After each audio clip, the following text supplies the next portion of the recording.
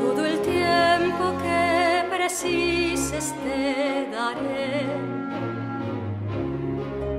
y contigo tu camino seguiré. En los días de esperanza, en las noches de dolor, sentirás mi mano amiga y mi ilusión.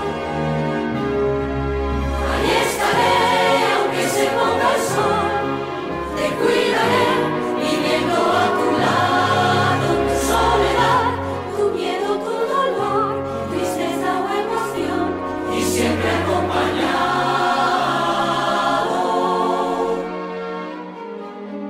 Desde aquel primer instante hasta el final,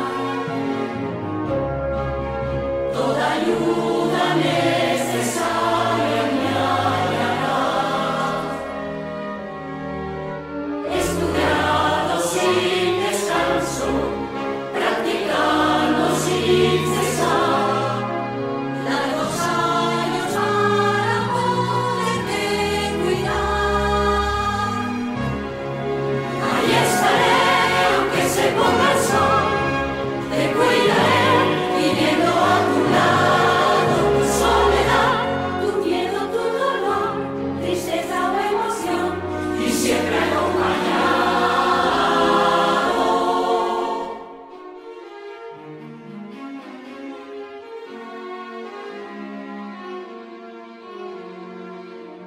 Entregar toda una vida a los demás, recorrer todos los pasos por andar. He escogido mi camino, elegí mi profesión, cuerpo y alma, esa es mi vocación. Mírame bien, no ocultes tu dolor, te ayudaré con ciencia y con cuidado. Te enseñaré cómo vivir mejor, volver a caminar, verte recuperado.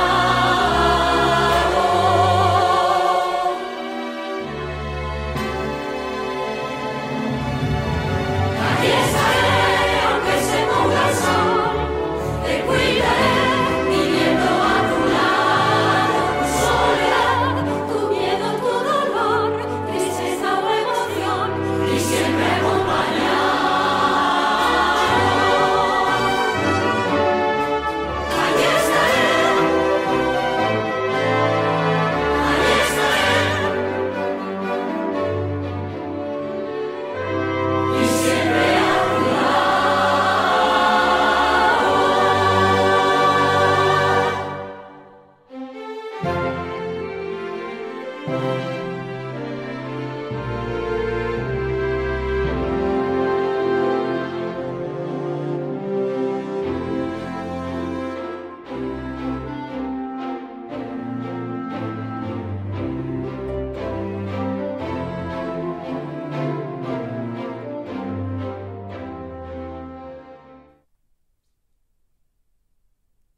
Hola a todos, mi nombre es Antonio Delgado, soy enfermero del Centro de Salud de Los Realejos en Tenerife.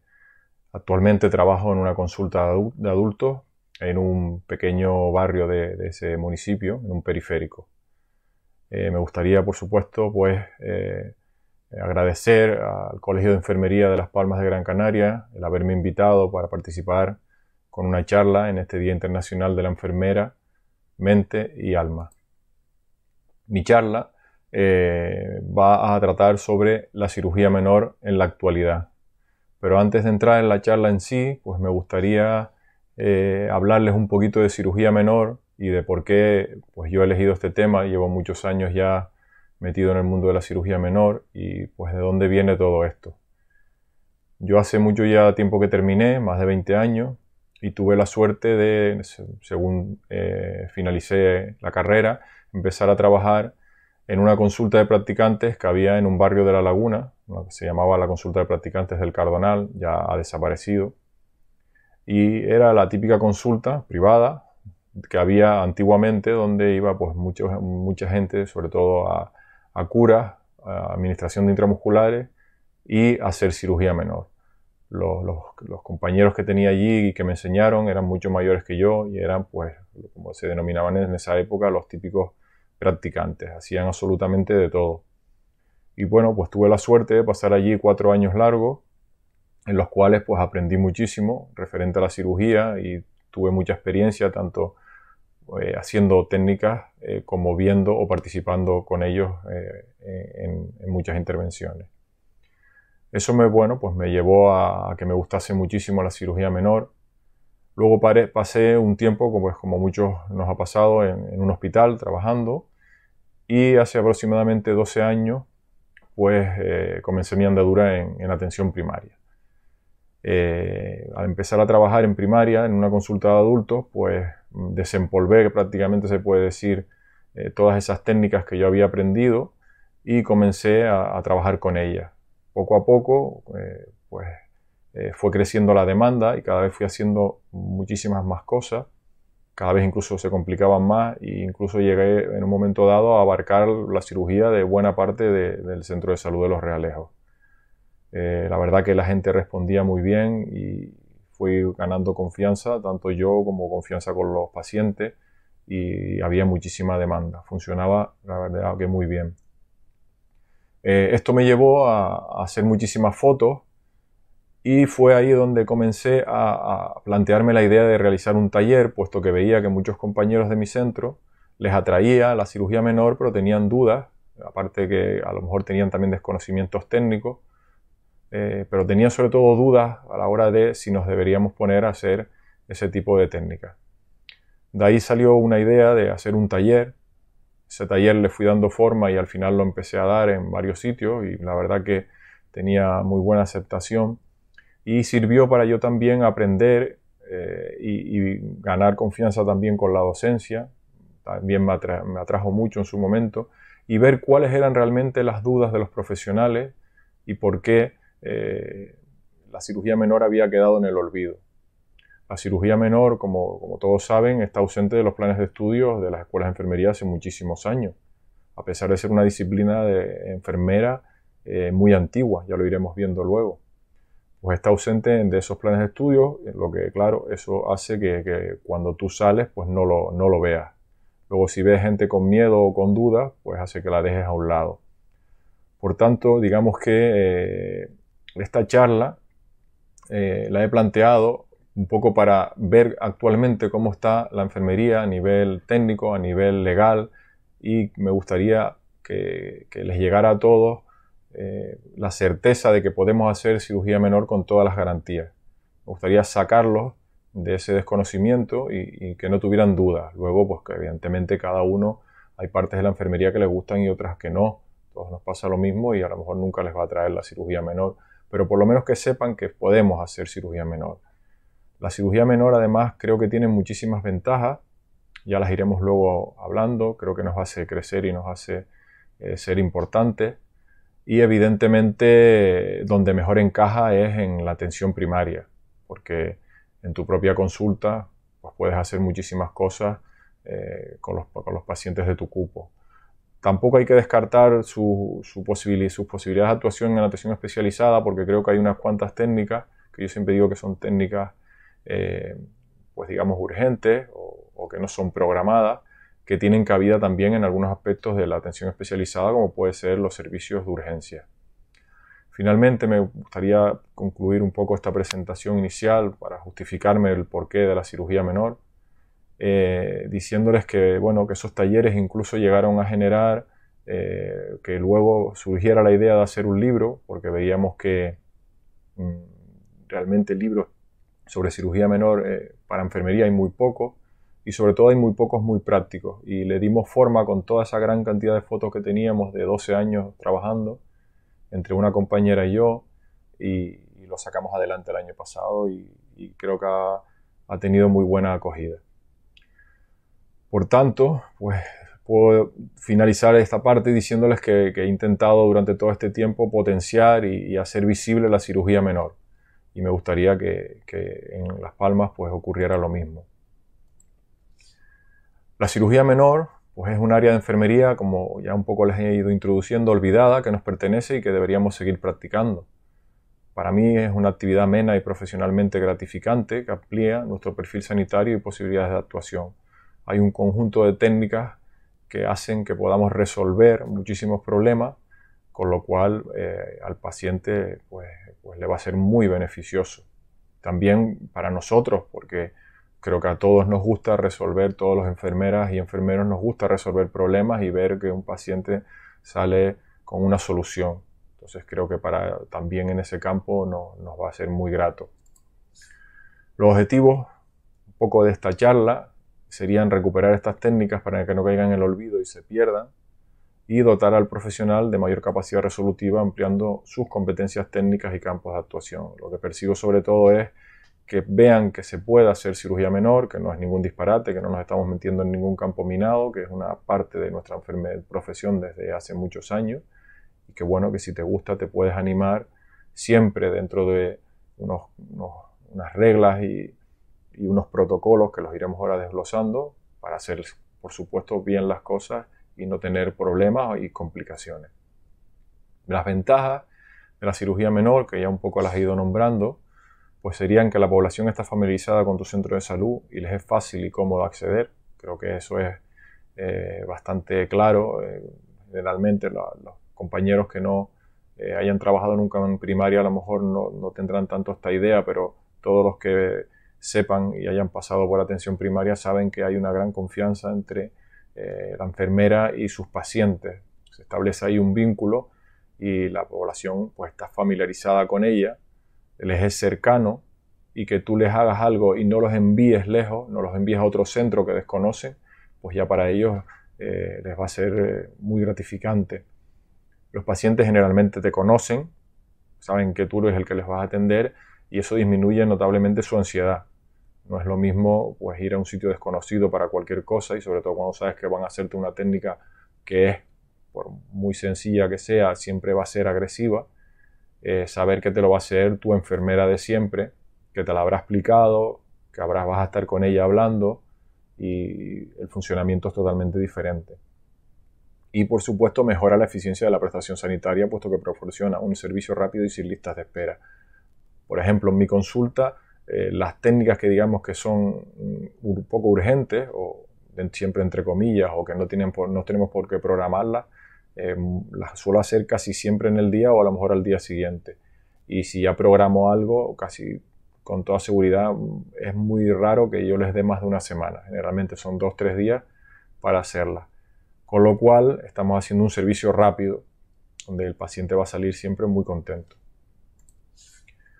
Se recuperarían las prácticas habituales del activo practicante, como ya hemos nombrado antes, y se aumentaría nuestra capacidad resolutiva, puesto que resolvemos muchísimos problemas. Yo creo que las enfermeras lo que nos sentimos siempre satisfechos es resolviendo problemas, haciendo que los pacientes salgan con su solución y contentos, ¿no?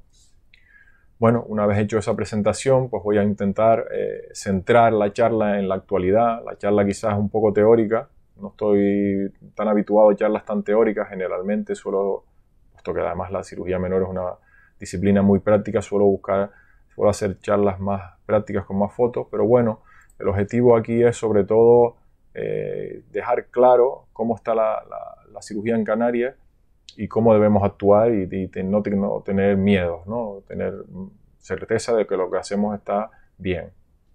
Voy a empezar por definir la cirugía menor. Son aquel conjunto de procedimientos quirúrgicos realizados en tejidos superficiales y sobre estructuras fácilmente accesibles. Habitualmente requieren anestesia local y son de corta duración y tienen bajo riesgo y no son esperables complicaciones postquirúrgicas significativas.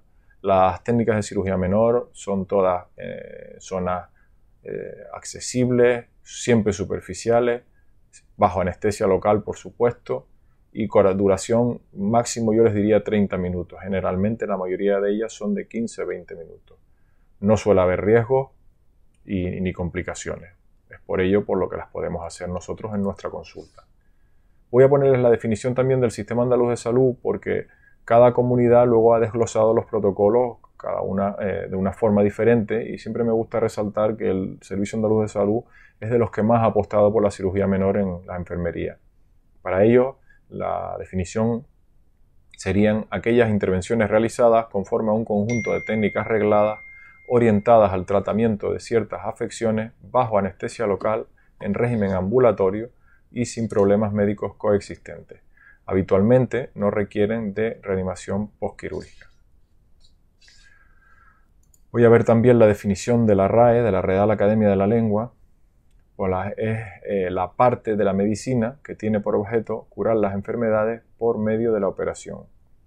Dentro de este género especifica la menor o ministrante como la que comprende ciertas operaciones secundarias que no suele practicar el médico. Como pueden ver, incluso en la definición de la Real Academia de la Lengua se deja ya claro que hay una cirugía menor que suele hacerla el enfermero. Voy a empezar con la evolución histórica.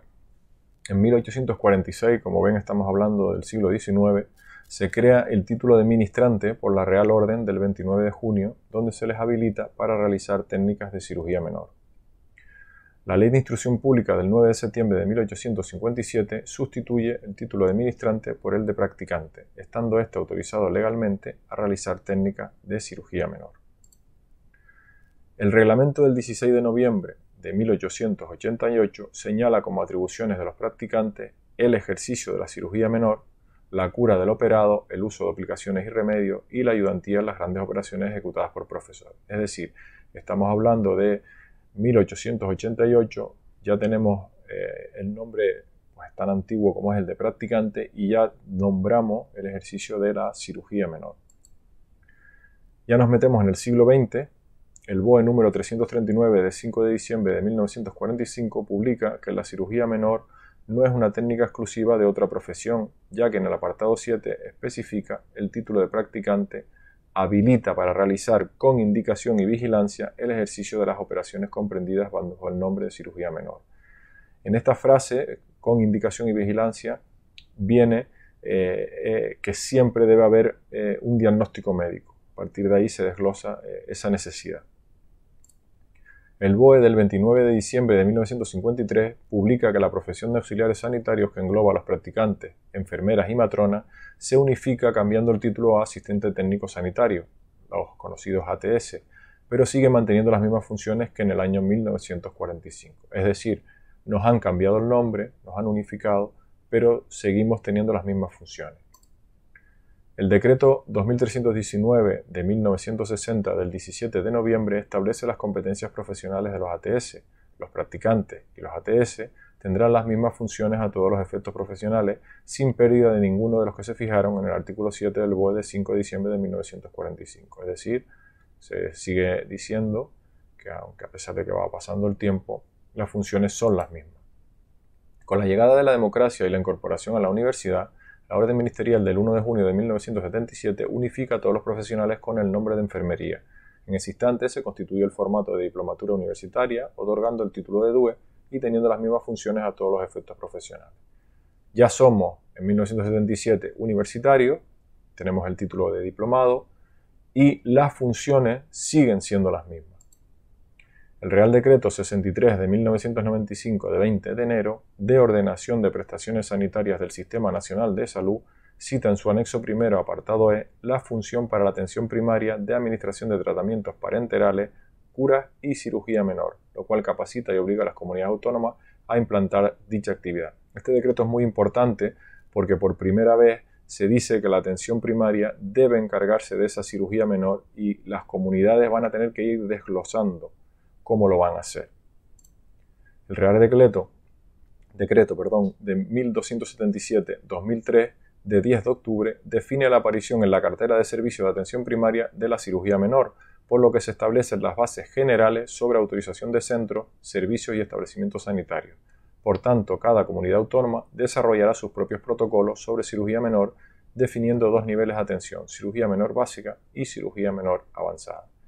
En este caso, lo que nos dice el Real Decreto es que ya las comunidades van a tener que establecer protocolos, cada una hará el suyo, donde meteremos la cirugía menor en la cartera de servicio y definiremos dos niveles. La básica va a ser la cirugía menor de nuestra consulta y la avanzada la de una consulta especializada, un centro especializado solo en cirugía menor.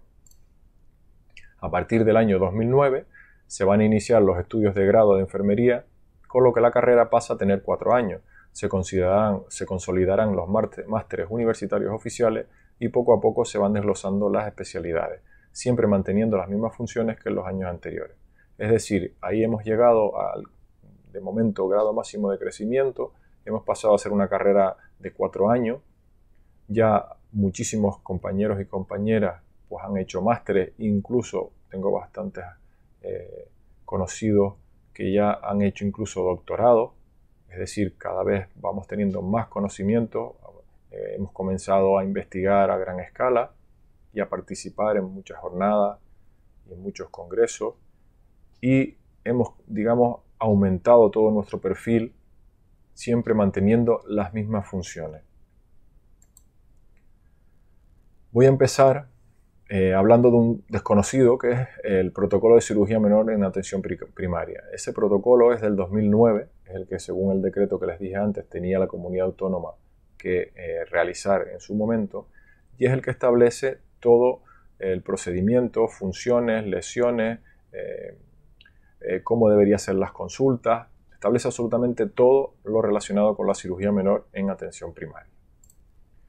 En primer lugar, vamos a hablar que hay, como les he dicho antes, 2 niveles de atención. Dentro de la cirugía menor debemos distinguir 2 niveles que son la cirugía menor básica y la avanzada. Comenzaremos explicando por qué. Para poder identificar el nivel del procedimiento que vamos a realizar, debemos tener en cuenta los siguientes aspectos: complejidad de la intervención, instalaciones y material del que disponemos y la formación del profesional. Es decir, según estos 3 aspectos, podemos definir si lo que vamos a realizar pertenece a cirugía menor básica o cirugía menor avanzada. La cirugía menor básica, que creo que es donde sobre todo nosotros encajamos perfectamente, como anillo al dedo, puede realizarse en los centros de salud que tengan una sala con un equipo de RCP avanzada accesible y dispongan del material necesario para la intervención. Es decir, cualquier centro de salud va a tener un equipo de RCP avanzada. Entonces, ese aspecto lo vamos siempre a cumplir. Con lo cual, en nuestra consulta siempre podemos hacer cirugía menor básica. O bien, como también se describe en el protocolo, puede haber una consulta que se destine únicamente a la cirugía menor. En cuanto al material, hay que intentar, porque lo hay, que se surta a las enfermeras del material necesario para esas intervenciones. Al principio cuesta un poco, pero les aconsejo que lo soliciten y que demuestren que lo necesitan porque se los van a dar. Estoy totalmente convencido. Los profesionales que la realicen debe estar en imposición de un curso básico teórico práctico sobre cirugía menor. Este aspecto es un poco controvertido porque realmente cursos no se suele haber mucho, hay muy poco, pero siempre se puede intentar tener ese curso para de esa manera tener la posibilidad de hacer la cirugía, aunque muchas veces, como es mi caso, empiezas a hacerla simplemente porque tienes ese conocimiento y esa experiencia. ¿Qué procedimientos podemos hacer en la unidad de cirugía menor básica, es decir, en nuestra consulta? Pues anestesia local, sutura, drenaje, cirugía de uña, los 3 tipos de cortes básicos, que sería el corte recto o excisión lineal, el corte enojal o excisión fusiforme y el corte circular o excisión circular. Y también la extracción de cuerpos extraños superficiales. ¿Qué lesiones abarcaríamos? Heridas simples, heridas complejas sin afectación de ligamentos, tendones, nervios o vasos sanguíneos, todas las lesiones relacionadas con la cirugía de la uña, onicocriptosis, que es la uña encarnada, los panadizos y las paroniquias, y por supuesto las micosis. También abarcaríamos todos los abscesos cutáneos, los fibromas blandos en cuanto a lesiones en piel o lesiones cutáneas, los dermatofibromas y el quiste epidérmico o quiste sebáceo, que es conocido por todos. Finalmente, también podríamos actuar sobre aquellas lesiones de piel de origen vírico, como son las verrugas o el molusco contagioso. De acuerdo a todo esto, surge la pregunta de ¿qué podemos hacer? Pues como verán, muchísimas cosas. Podemos hacer anestesia local, tanto en su forma simple como compleja, como puede ser la anestesia troncular o el bloqueo del nervio. También podemos hacer sutura simple y compleja para aquellas heridas más difíciles, como son los cortes en colgajo o las heridas por aplastamiento o las heridas mixtas, donde hay mezcla de heridas por primera intención y de cierre por primera intención y cierre por segunda intención. Drenaje de abscesos cutáneos, toda la cirugía ungueal, incluyendo el traumatismo ungueal. Tan solo la cirugía ungueal es prácticamente el 50% de la demanda de cirugía de una consulta, con lo cual te da muchísimo juego y muchísimo trabajo. Luego tenemos todas las exéresis de lesiones, como son las de los fibromas blandos, los fibromas duros o, por supuesto, los quistes sebáceos epidérmicos. Técnicas como el cierre primario diferido, que te sirven para solucionar muchísimos problemas de heridas que tardan en cerrar, la limpieza quirúrgica de úlceras y heridas, y todo lo referente, como les dije antes, a las lesiones de tipo vírico, como el papiloma plantar y la verruga plantar, o el tratamiento de las verrugas vulgares. Finalmente, también podemos hacer, que es muy habitual en niños, el curetaje de moluscos. Como pueden ver, el campo de actuación es enorme. Tenemos muchísimas cosas, que además son cosas sencillas, de técnicas de muy poco tiempo y que tienen muy buena solución. En cuanto a la cirugía menor avanzada, en este caso se haría en aquellos centros de salud que tengan una sala específica para este tipo de procedimientos y que cumpla todos los requisitos necesarios. Los profesionales deben estar en posesión de un curso acreditado sobre cirugía menor avanzada con un periodo de tutelaje práctico y el número de horas va a variar según las comunidades. Decirles que antes se me olvidó que en la cirugía menor básica se describe en el protocolo que la deben hacer lo que se denominan líderes quirúrgicos, que pueden ser enfermeras, médicos de familia o ambos. Pueden funcionar en conjunto o cada uno en su consulta. Ya les dije que lo ideal es que haya una consulta en el centro que se dedique, que solo se habilite para la cirugía menor, que es lo que yo he intentado cuando he podido añadir como solución, donde tú te cites tus propios pacientes y hicieras la cirugía en esa consulta. En muchos centros no es posible y hay que hacerla cada uno en la suya. Pero sería ideal que no hubiera además un solo líder quirúrgico, sino varios, de forma que se repartiera todo el volumen de cirugías en el centro. En cuanto a la cirugía menor avanzada, en este caso el protocolo dice que debería haber un médico de familia o un cirujano más una enfermera y un auxiliar. En este caso se habla de un equipo compuesto por 3. En cuanto a los procedimientos de la cirugía menor avanzada, pues serían todos aquellos los que por su seguridad no puedan hacerse en la unidad de cirugía menor básica, además de aquellas exéresis de lesiones complejas por su tamaño y profundidad. Las unidades de cirugía menor avanzada tienen la posibilidad de criocirugía porque hay nitrógeno líquido y también tienen la posibilidad de electrocirugía porque hay bisturí eléctrico. Eso no lo habría en la básica. En cuanto a las lesiones, pues todas aquellas que por su seguridad no puedan realizarse en la unidad de cirugía menor básica, entrarían, por ejemplo, los lipomas, que no los haríamos en la básica, sino en la avanzada, lipomas pequeños y medianos, no los abdominales, el angioma puntiforme o punto rubí, el cuerno cutáneo, por ser una lesión premaligna, los nebus, la queratosis actínica, que también es una lesión premaligna, y la queratosis seborreica. Y quedan excluidas aquellas lesiones malignas o sospechosas de malignidad. De acuerdo a este protocolo y a lo que les he ido contando, ¿cuál es actualmente la situación en Canarias? Bueno, pues la cirugía menor básica en los centros de salud está prácticamente desaparecida. En Tenerife solo conozco un centro que tiene una consulta habilitada para cirugía menor, que la llevan varios líderes quirúrgicos. El resto que conozco que saben que hacen algo de cirugía menor, la hacen pues como yo, en su propia consulta.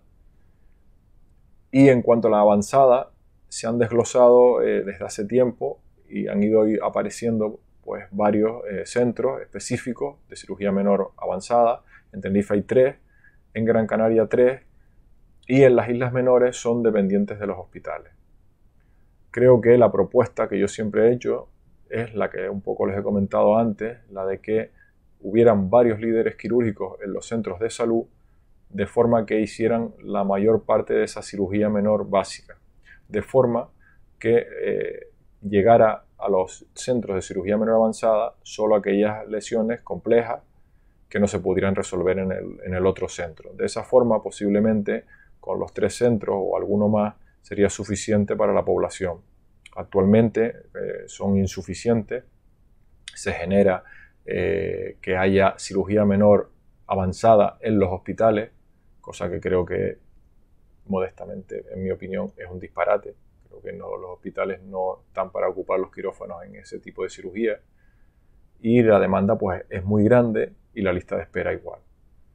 Por tanto, creo que mi propuesta para actualmente poder mejorar sería esa.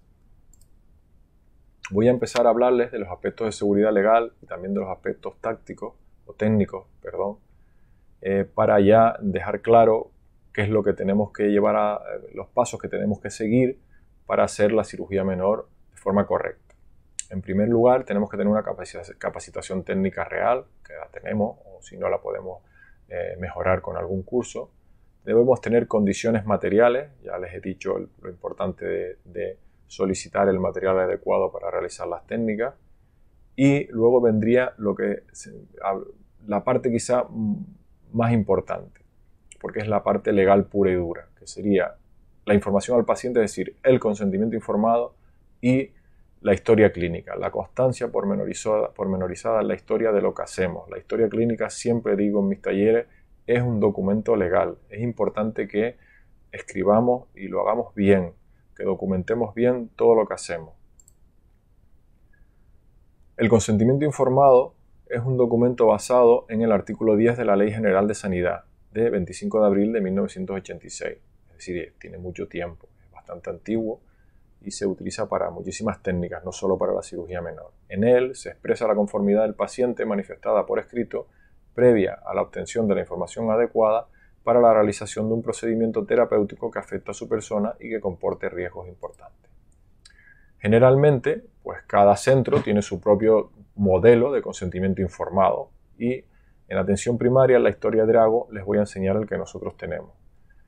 Si te vas a este icono en la historia, puedes abrir una ventana donde ves que los primeros ítems son 4 consentimientos. Y el primero de ellos es el de cirugía menor. Si ya lo clicas, pues entonces se te abre otra ventana donde pondrías la lesión y el procedimiento a realizar. Picarías en paciente y ya se saldría inmediatamente el nombre y ya simplemente sería grabar e imprimir. Una vez hecho esto, vean aquí cómo quedaría, puse el ejemplo con mi nombre de la uña encarnada y el procedimiento de extracción de la uña. Vean cómo ya sale paciente, mi nombre. Una vez hecho esto, se imprimirían 2 hojas. Una primera hoja donde sale el nombre y lo que vamos a hacer, que sería la que habría que firmar con fecha. Y una segunda hoja donde se habla del procedimiento y de los problemas. Hay que explicarle siempre de forma clara al paciente lo que vamos a hacerle. Y yo personalmente lo que suelo hacer es en el reverso de la hoja, que está en blanco, suelo hacer un dibujo explicando qué es lo que, detallando cómo voy a hacer el corte, cómo lo voy a orientar, los puntos que espero tener que dar. También les explicaré cómo van a hacer el post quirúrgico, cuántos días creo que va a tener que estar con la sutura, qué cura se va a tener que hacer, lo que se puede esperar los primeros días en cuanto a dolor. Entonces, suelo explicarlo en la otra hoja y siempre hacer algún dibujo.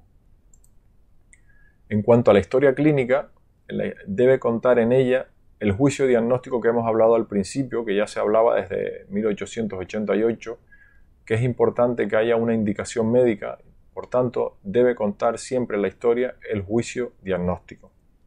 Luego, pues en caso de que hagamos algo programado, habrá que hacer una anamnesis preoperatoria específica, preguntando si en otras intervenciones han tenido algún problema con, pues por ejemplo, la anestesia, con la sutura, todo lo habitual de un preoperatorio. se debe firmar el consentimiento informado, como ya hemos dicho, y luego vamos detallando el procedimiento quirúrgico, las complicaciones, la anestesia y el plan de cuidados postoperatorios. Al igual que les expliqué antes, en la historia Drago, si nos vamos a este icono de planes generales, vemos que bajamos y hay un apartado que pone otros protocolos y guías, lo avanzamos y se nos abre otra ventana donde tenemos cirugía menor. Se nos abrirá una serie de preguntas que al contestarlas nos va a quedar de la siguiente manera. Va a salir el motivo, en la anamnesis ese programa de cirugía menor donde está la fecha, la intervención que vamos a hacer, en este caso he puesto extirpación total y corte de granuloma, tipo, cirugía de la uña, cuál es la patología, uña encarnada en fase avanzada, la localización, importante siempre poner detalladamente la localización, la anestesia, que en este caso es troncular, y observaciones como por ejemplo en este caso al ser una cirugía de uña pues dejo una gasa para hacer hemostasia. Vean que aquí está el juicio diagnóstico y luego nuestro diagnóstico de enfermería. Aquí he puesto otro, en este caso para extirpar un quiste sebáceo en espalda, pues lo mismo, una vez contestadas las preguntas del programa de salud de cirugía menor, nos sale en este otro lado la técnica, lo que vamos a hacer, que en este caso es una exéresis, la lesión, la zona, en este caso hay sutura, y he puesto en observaciones lo que yo espero que voy a tardar en retirar los puntos. Vean como aquí de nuevo hay un juicio diagnóstico. Aquí tenemos otro ejemplo, en este caso es en tórax, detallo que es la zona pectoral derecha, detallo cómo creo yo que es el tamaño de la lesión y el tamaño del corte, y de nuevo el juicio diagnóstico. En este caso un fibroma cutáneo, lo mismo, aquí tenemos el juicio diagnóstico y lo mismo. Cambiaría en este caso patología fibroma de aproximadamente 1 centímetro. Y finalmente les he puesto un ejemplo de algo no programado, como puede ser un corte, en este caso motivo acude para hacer sutura de herida en dedo quinto de la mano derecha, cara dorsal, y en la anamnesis, aparte de poner el programa de salud de cirugía menor, siempre digo que debe quedar constancia de que el paciente refiere que el corte es accidental. Acuérdense que podemos tener problemas legales si es una agresión y no lo hemos documentado. Pongo que el paciente refiere un corte accidental hace 10 minutos, con lo cual también, como voy a suturar, dejo claro que estoy dentro de los tiempos normales de una sutura. Y además pongo con qué, mientras manipulaba una pieza de metal de un coche, con lo cual también aclaro que es un accidente laboral. Detallo de nuevo todas las intervenciones, cierre por primera intención, herida abierta de reciente producción, como he puesto aquí hace poquito, la zona, la sutura, la anestesia, y en este caso digo que hay que revisar en 24 horas por riesgo de necrosis ya que era un colgajo. También en exploración detallo cómo es la herida, es una herida incisa superficial de forma circular de aproximadamente 3 centímetros de diámetro en colgajo. Con esto quiero decir que, de nuevo insisto, y es un aspecto importante en cuanto a los aspectos legales, debemos detallar toda la historia clínica porque es, insisto, un documento legal. A veces las enfermeras y enfermeros creo que pecamos de escribir poco y no debería ser así. Vamos a meternos ahora en lo que serían los aspectos técnicos, que quizá tengan menos dudas, pero los voy a repasar. Es importante, como ya les venía diciendo desde antes, esa anamnesis exhaustiva. En este caso les voy a detallar, sobre todo en los casos, como este último que he descrito, en que hay una herida traumática que lleva una atención inmediata, no programada. En este caso es conveniente, por nuestra seguridad técnica, hacer una buena anamnesis donde nos diga absolutamente todo lo referente a la lesión, es decir, con qué se la hizo, cuánto tiempo hace, si puede haber presencia de cuerpos extraños. Es decir, debemos detallar todas aquellas acciones que nos pueden ayudar a saber con lo que nos vamos a encontrar y a prevenir complicaciones. Siempre pongo un ejemplo que no es lo mismo cortarte en casa con un cuchillo pelando fruta que cortarte mientras trabajas con una radial que estará sucia y que posiblemente nos dejará cuerpos extraños y que hará posiblemente mucho más daño que ese cuchillo. Entonces, todo eso debemos siempre detallarlo y tenerlo en cuenta para las posibles complicaciones. Como siempre, diagnóstico médico de la lesión, indicación del procedimiento, ver que no hay contraindicaciones, identificar bien la zona topográfica y las estructuras existentes debajo de la piel antes de cortar. Eso también es muy importante, saber dónde nos metemos. Si nosotros hacemos un corte, orientar siempre ese corte a favor de las líneas de Langer o líneas de cicatrización cutánea, porque eso hará que la cicatriz sea mucho mejor, quede estéticamente mejor. Y finalmente, y volviendo a insistir en ello, material e infraestructura adecuada, que ya sabemos lo que tenemos que hacer en cuanto a ello. ¿Qué precauciones debemos tener en cirugía menor? Bueno, pues hay que tener cuidado con aquellas personas que tienen sensibilidad a agentes de uso tópico, como puede ser alguien alérgico al betadine. También el tratamiento con fármacos inmunosupresores, que sabemos que generalmente enlentecen la cicatrización y suelen dar más problemas. Y tener precaución con la utilización de fármacos vasoconstrictores, puesto que también tienen más efectos secundarios y complicaciones. Vamos a hablar de contraindicaciones también absolutas o relativas. En cuanto a las absolutas, que son aquellas en las que no vamos nunca a hacer la intervención, pues la sospecha o certeza de lesión maligna, la alergia o sospecha de anestésicos locales o materiales quirúrgicos, que solo debemos saber de aquella anamnesis preoperatoria, coagulopatías o tomas de fármacos anticoagulantes. Insisto siempre mucho en este punto. Tenemos en Canarias ahora mismo muchísima población tomando anticoagulantes y debemos tenerlo en cuenta porque es una contraindicación absoluta para realizar cirugía menor básica. Sería, en este caso, derivado a un centro avanzado, donde tengan más posibilidad de, en caso de tener una hemorragia, poder detenerla, por ejemplo, al tener un bisturí eléctrico. También aquellos casos con antecedentes de cicatrización anómala, como puede ser los queloides o las cicatrices hipertróficas, alteraciones psiquiátricas, falta de colaboración por parte del paciente, como puede pasar en niños o en intoxicados por alcohol o drogas, o también estados de gran nerviosismo. Y finalmente las dudas o incapacidad del profesional respecto a la intervención. Nosotros tenemos que ser coherentes con nuestras capacidades y si vemos que se sale de ellas, pues no hacerlo. Esperar a lo mejor a tener dentro de un tiempo más experiencia para poder hacer una determinada técnica. También como contraindicación absoluta, las expectativas no razonables por parte del paciente ante la intervención, ya que el paciente debe tener claro cuál es el procedimiento a realizar de acuerdo a la lesión. Por eso yo suelo en el consentimiento informado detallar muy bien todo, absolutamente. Detalles como puede ser que el paciente tiene que estar con la zona en reposo durante un tiempo, puede hacer que a lo mejor no hagas una intervención porque hay pacientes que por su trabajo o por sus actividades no quieren tener ese reposo. Entonces es importante dejar todo claro para evitar luego problemas. En cuanto a las contraindicaciones relativas, pues aquellas enfermedades crónicas como diabetes, hipertensión, EPOC, que en el momento de la intervención no estén compensadas o se encuentren en un episodio agudo. Pues esperaremos a que pase ese episodio agudo y luego lo podremos hacer. También una infección en la zona de intervención o el embarazo sería una contraindicación relativa, o una enfermedad aguda como la puedes tener una gripe y bueno, pues esperar a que llegue otro momento mejor.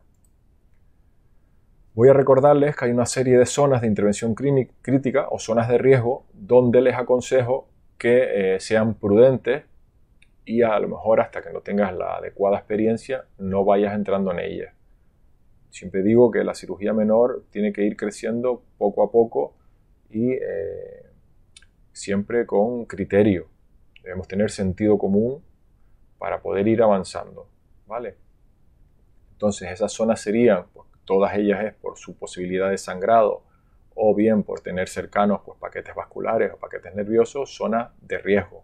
La cara y el cuello, el ángulo mandibular, la sien, la zona retroauricular o zona interna del ojo son zonas muy conflictivas. El triángulo posterior de la cara lateral del cuello, las fosas supraclaviculares también una zona muy compleja. La axila, la ingle o la cara palmar de la muñeca y las caras laterales de los dedos. Es decir, si yo no he quitado nunca un quiste, empezaré quitando un quiste en la espalda, no empezaré quitando un quiste en el cuello.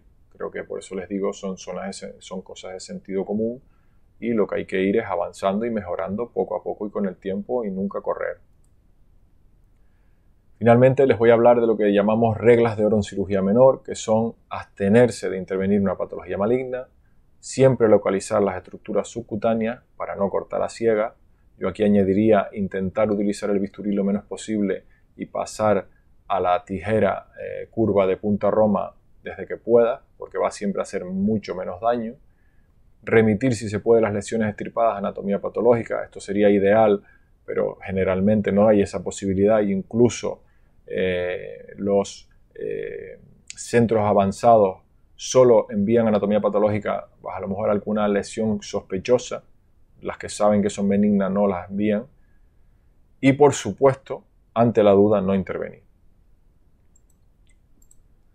Bueno, pues como conclusión a todo esto que les he dicho, mi idea en la charla pues ha sido, y espero haberla conseguido, dejarles claro que a pesar de que la cirugía menor está ausente de esos planes de estudio, que sería interesante volver a recuperarlos. Por ejemplo, en Tenerife, la Escuela de Enfermería del Hospital de la Candelaria ya en los alumnos de cuarto de grado ya ha empezado a recuperar algunas técnicas y el año que viene va a empezar con los de tercero. Entonces sería importante recuperar esas técnicas para los planes de estudio de enfermería, porque así ese desconocimiento y esas dudas que todos tienen creo que ya serían menores, porque ya saldrías desde tu inicio, desde el comienzo de tu etapa profesional con conocimiento sobre cirugía menor. Entonces creo que ese sería el primer punto sobre el que habría que trabajar, volver a recuperar la cirugía para los planes de estudio. Bueno, si los que ya como somos más veteranos, pues tendríamos en ese caso que recurrir a cursos, espero que cada vez vayan saliendo más para poder conseguirlo. Y como ya les he comentado al principio, la cirugía menor encaja perfectamente y creo que está ideada sobre todo para la cirugía menor. Los centros, tanto en los centros de salud, donde tendríamos la básica, como en las unidades especiales, donde tendríamos la avanzada. En los dos tenemos cabida. En los centros de salud podríamos ser líderes quirúrgicos y en esas unidades podríamos formar parte del equipo de 3. En los centros, en la especializada, creo que tiene cabida para todas aquellas técnicas rápidas, no programadas, creo que tienen perfectamente cabida en los servicios de urgencia. Creo que la situación actual en Canarias permite crecer y sería importante apostar, creo, por la cirugía menor, porque nos hace ser muy visibles, nos hace ser importantes y sobre todo nos hace resolver problemas para los pacientes, que al final es para los que estamos. Finalmente, me gustaría acabar con unos casos prácticos, ya que, ya les digo, no me gusta dar solo aspectos teóricos de la cirugía, me gusta que palpen cómo son las técnicas. Por tanto, voy a finalizar con 3 casos prácticos. El primero de ellos es un paciente al que se le ha drenado un absceso en espalda por quiste sebáceo infectado hace ya aproximadamente 3 semanas. Cuando drenamos un absceso, pues nos va a quedar siempre una herida para curas por segunda intención. Y vemos que pasa el tiempo y la herida se vuelve tórpida, se invaginan los bordes, incluso queda tunelizada en el centro, con lo cual vemos que no evoluciona. Decidimos poner en práctica una de las técnicas favoritas para mí, que es el cierre primario diferido, que es programar para sutura una herida por segunda intención para cuando tú crees que lo puedes hacer. Y en este caso hemos dibujado primero la zona de incisión, hemos puesto anestesia por técnica de bloqueo de campo y a continuación hemos empezado a marcar con el bisturí, progresando poquito a poco para tener menos riesgo de sangrado, hasta que ya vemos que podemos entrar con la pinza y trabajar con la tijera curva de punta roma. Una vez que hemos extraído todo ese tejido fibroso, vemos que tenemos una nueva herida para suturar, para cierre por primera intención, donde, dado que tiene bastante profundidad, decidimos primero suturar el plano profundo con sutura absorbible. Y una vez que hemos ya quitado ese espacio muerto y hemos dejado una herida más superficial, terminamos con sutura puntos colchoneros nylon. Con lo cual terminaremos en 8 semanas, en 8 días, 8 o 10 días de resolver el problema del paciente. El siguiente caso es el de un paciente que trabaja, es agricultor y al trabajar con sus manos, pues sabe que aproximadamente hace 3 meses tuvo la introducción accidental de un cuerpo extraño, probablemente de origen orgánico. Eso ha hecho que tenga toda esa zona inflamada y toda con tejido hiperqueratósico que le provoca malestar y dolor. Programo con él extirpar parcialmente la uña y recortar todo ese tejido a ver si así se soluciona el problema. Hacemos una extirpación parcial, como pueden ver, y desde que retiras la uña se sale bastante tejido seco, y debajo de la zona de piel, debajo de la zona de la matriz, de donde estaría la matriz, tenemos tejido fibroso donde posiblemente se alojó el cuerpo extraño de origen orgánico. Se recorta y se limpia toda esa zona y queda para curas por segunda intención, viendo cómo en el paso del tiempo se va cicatrizando, va epitelizando muy bien, y prácticamente en 7-8 días tenemos la herida cicatrizada y el dedo ha vuelto a recobrar su forma y hemos solucionado el problema. El tercer caso es el de un paciente que un caballo le da una coj en la pierna, aproximadamente a la altura del tercio medio de la tibia, y se provoca un gran hematoma que de primera entrada tenemos un poco una actitud expectante con él, pero vemos que pasa el tiempo y no se reabsorbe, ya le molesta mucho, incluso la zona se comienza a ulcerar. Decido tratarlo como si fuera el drenaje de un absceso, aunque en este caso lo que hay dentro es sangre coagulada, no contenido purulento, y hago una excisión lineal recta previa anestesia y vemos cómo enseguida empieza a drenar el contenido de coágulos y sangre de mucho tiempo de evolución. Mediante presión suave, poco a poco conseguimos que vaya saliendo toda esa gran cantidad de coágulos. El paciente no estaba anticoagulado ni tomaba anticoagulantes, simplemente pues se alojó ahí toda esa cantidad de sangre y al no salir se coaguló. Y vemos cómo, una vez que han salido todos, nos queda ya una herida para curas por segunda intención. Pasa aproximadamente 4 semanas, porque tenía el hueco era bastante grande, y se consigue que la herida cierre y solo solucione el problema. Bueno, pues con este caso me quiero despedir, quiero darles las gracias por la atención, quiero que también se queden con estos 3 últimos casos, porque son el ejemplo de todo lo que he ido hablando. Son pacientes que se han atendido en mi consulta, se ha programado en los 3 casos la cirugía, se le ha explicado, se ha firmado el consentimiento, se ha programado realmente para un día en que nos convenía, y en muchos, por ejemplo en el segundo caso se ha pactado con el paciente que iba a tener que estar sin trabajar porque la cirugía le iba a requerir estar varios días curándose. En todos los 3 casos han sido técnicas de muy poco tiempo, han sido técnicas prácticamente, la primera, el cierre primario diferido, a lo mejor duró 20 minutos, pero las otras 2 son técnicas de 10 minutos, con muy buen resultado, y que creo que son las que hacen que la cirugía menor sea esa parte, creo que importante, de la enfermería y que deberíamos recuperar. Muchas gracias.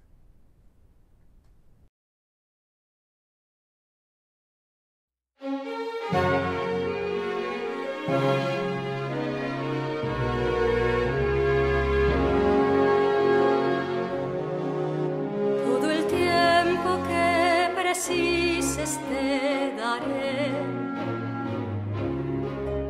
y contigo tu camino seguiré.